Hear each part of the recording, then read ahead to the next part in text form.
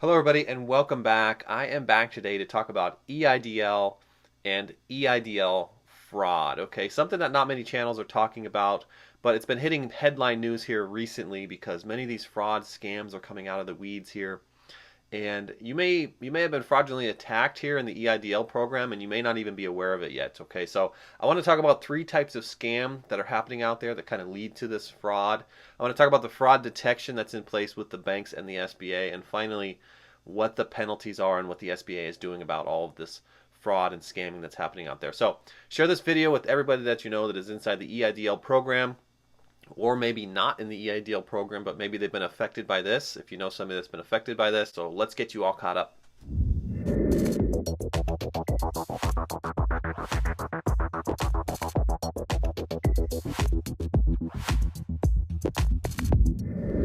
Welcome back, everybody. I want to talk about the EIDL fraud and the scams that are happening right now, okay? And I feel it's very important for every viewer watching right now for me to make this video because you, without even knowing it right now, are under the eyes of all of these predators, okay? And some of you, I'm sure, know it because I see in the comments all the time where you message back to these predators and inform others that there's a lot of scammers on the channels. But if you're out there right now watching EIDL videos, PPP videos, stimulus videos across all the big channels, including this one, Jason's, Max, Stephen Gardner's, okay, there are these predators that are lurking in the comments trying to lure you away from YouTube to get you to go over to some other WhatsApp or Instagram or someplace else that's not YouTube to try and trick you into giving you sensitive information under the belief that you're going to get some kind of help and consultation, like they know some special trick and it's going to cost you $300 to get this thing fixed, okay? I need to talk about all this, but I also need to talk about some of the more severe headlines that are hitting the news right now where you've gone and been lured away from the YouTube world and given your sensitive information out, and now that person has stolen your identity and opened up loans against your name, okay? Because right now there are individuals out there that are getting letters from the SBA around their EIDL loans that they have payments due coming up here very shortly, and they're scratching their head saying, I never applied for this loan, okay? So we're going to talk about all that and more. And by the way, if you have not met me before, my name is Edward Bilder. I typically post finance videos about how to fill your pockets, very easy strategies and techniques to add to your revenue streams and build yourself some wealth from practically nothing. But I post daily videos right now on stimulus, EIDL, and PPP topics because all the small business owners out there truly need help figuring out all this stuff. I post scenarios on how to solve glitches, etc. All right? Because there are so many glitches out there that happen, and I provide great resolutions for all the viewers to get themselves unstuck from scenarios and get their funding much quicker. Okay, so you can check back daily for videos, and maybe today's the time to subscribe. So I want to get into topics around the scam right now, okay, because each and every day I get messages on my Instagram that say things like, hey, Jason McGellen referred me to this SBA consultant, but they're asking me for sensitive information and they want $300 wired to them in a preloaded debit card or through cash apps that, you know, they're telling me there's no guarantees, it's non-refundable. Is this a real thing or is this not a real thing? And I'm going to tell you right now, Jason McGellen is not out there right now sitting on my channel messaging you and trying to drop referrals in for some other SBA consultant. All right, he doesn't have time for that. I don't have time for that. Max definitely doesn't have time for that. Stephen Gardner doesn't have time for that, okay? So anytime you see in the comments where there's somebody telling you, and they're really crafty because they say things like, hey, thanks for watching my videos. They've gone and copied our pictures, okay, and even copied our YouTube user IDs. And they are talking to you as if they are us, all right? And so they're talking to you and they're saying things like, hey, thank you so much for watching my videos. I see you're stuck in this scenario. I can refer this person to you. Just go to this Gmail account. There's way too many comments here and I can't answer all the comments, all right? So before you know it, you're out there posting a comment and you're saying to yourself, wow, Max just reached out to me and referred to me to go to this consultant. I trust Max. Let me get on over there and find out what's going on, okay? And you go away from YouTube and you start messaging people through Gmail, WhatsApp, Instagram, okay? And what they're doing is they're trying to get sensitive information from you and take funding from you, giving you no guarantee that they could even fix this. They're basically trying to convince you that you are stuck in such a poor situation and that they are the only person who could help you fix it because they have some technique that just works for everybody, okay? And that's not true at all, okay? So that is not true at all. Do not fall for these scams, okay? Because I do get messages every day where they're saying, hey, they've asked me for $300. Should I just give them the $300? And the answer is no, absolutely not. And I even posted my videos and I posted in the top comment to avoid these things. But when I scroll through the comments looking for these scammers, I find you talking with them. And unknowingly, you're talking back and forth to them and saying, thanks for the referral. I'll talk to you soon. And that's where we get a little dicey here, okay? Because right now, hitting headline news, we're finding out what some of these scammers have actually done with your identity. So let's talk about how severe this could really be. Outside of just giving $300 away and never seeing it again, it could be much more severe. So let's get into those topics. Hitting headline news, each and every day, more and more individuals are coming forward that they have become a victim of some type of CARES Act identity theft and fraud. And in this case, we're talking about EIDL fraud, okay? This was, the access to the EIDL was so easy that it just made it so simple for these scammers to prey on you. And they went out to YouTube finding people that were a bit naive about the programs because it was such an unspoken program. And boom, it was so easy for them to create fake documentation and grab funding under your identities, or even by taking a cut of the funding that was meant to come to you.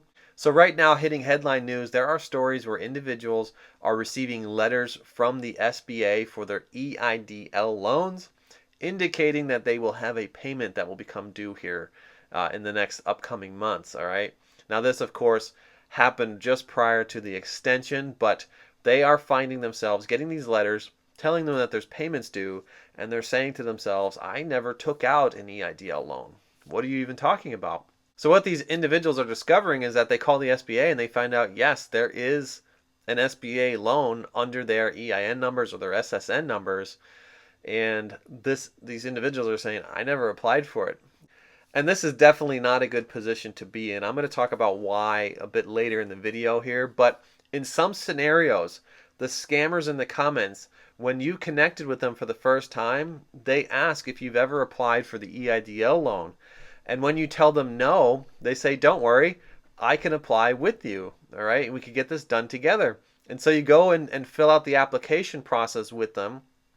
They tell you that they're going to do it on their behalf, maybe charge you a small fee to get this done, basically working on the fact that you didn't know how to do this process.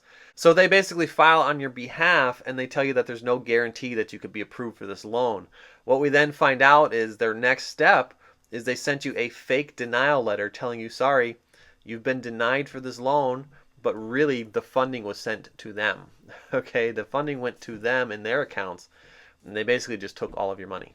All right, so that is one scenario that's definitely happening. You have to be very cautious of this if you are a first-time applicant for EIDL or any of the other CARES Act programs. All right, be very cautious of this one. Okay, so I want to touch on some of the new fraud detection that's been put in place by the SBA and also by the banks that helps catch some of this fraud when it's happening.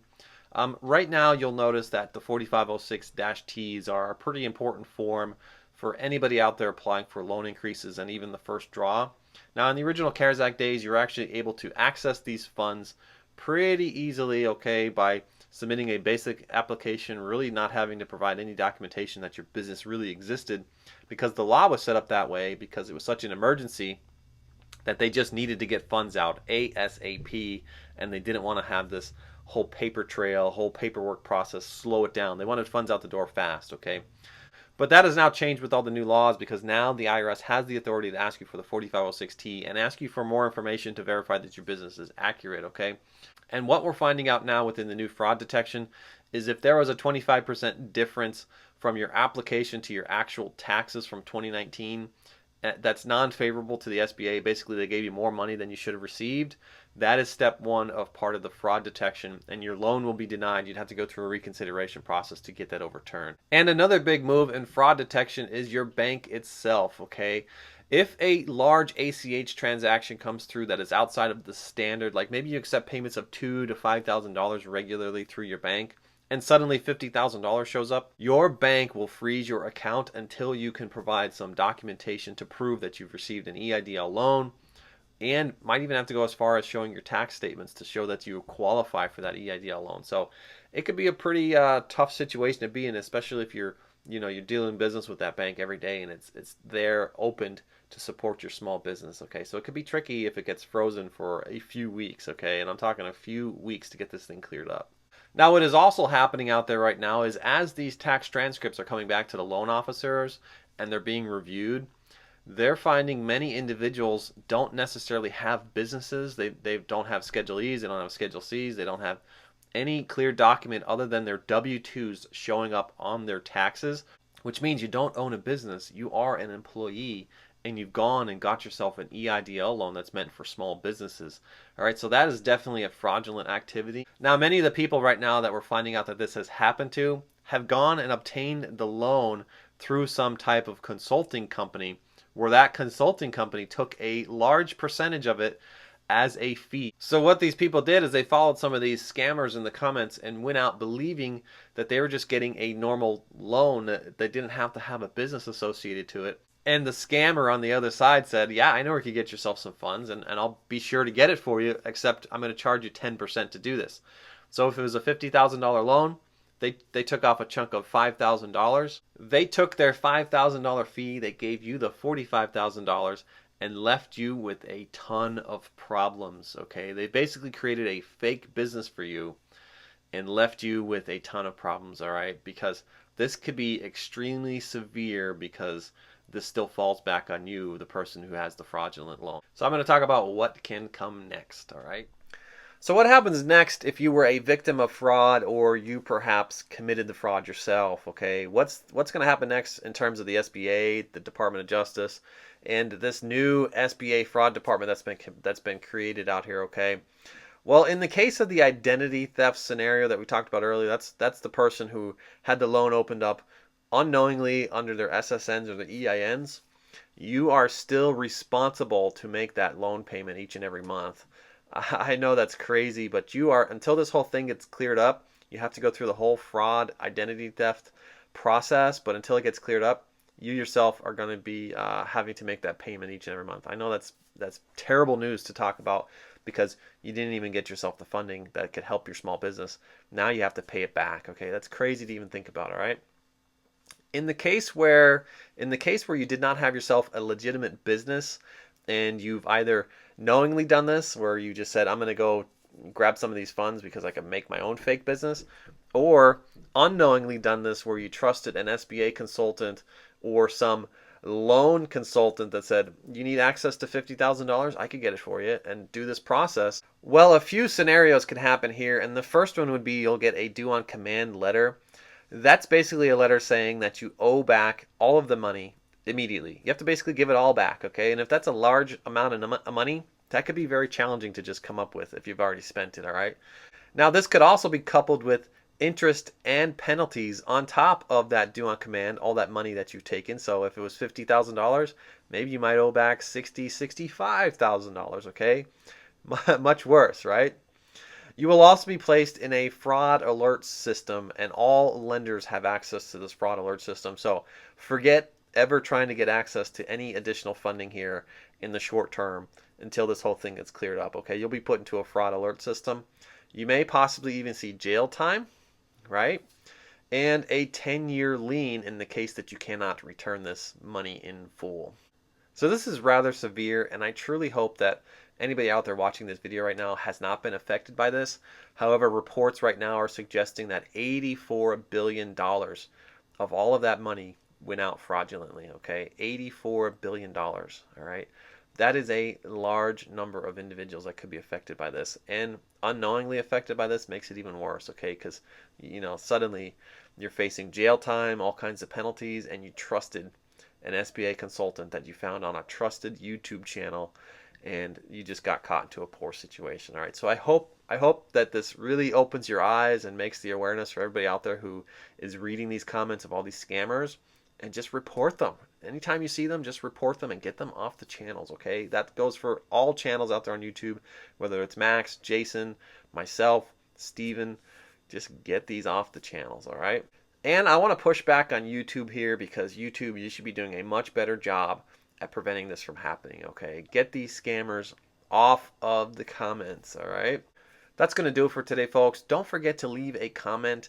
Let us know if you've been affected by any of this, or if you know somebody who's been affected by this, or just let me know your thoughts on this whole situation, okay? I know this is a tough topic to talk about, but it needed to be talked about, all right? And before you leave, grab some of that free stuff in the description. You could go to my free stuff section in the description, find yourself free crypto, free sign-up bonuses, and free stocks. You could check out Webull. I get about 2,000 in free stocks every month from Webull. Okay, pretty great platform. And I'm really excited. I have a crash course on AirBNB, also found in the description, where you can start yourself a legit business in real estate.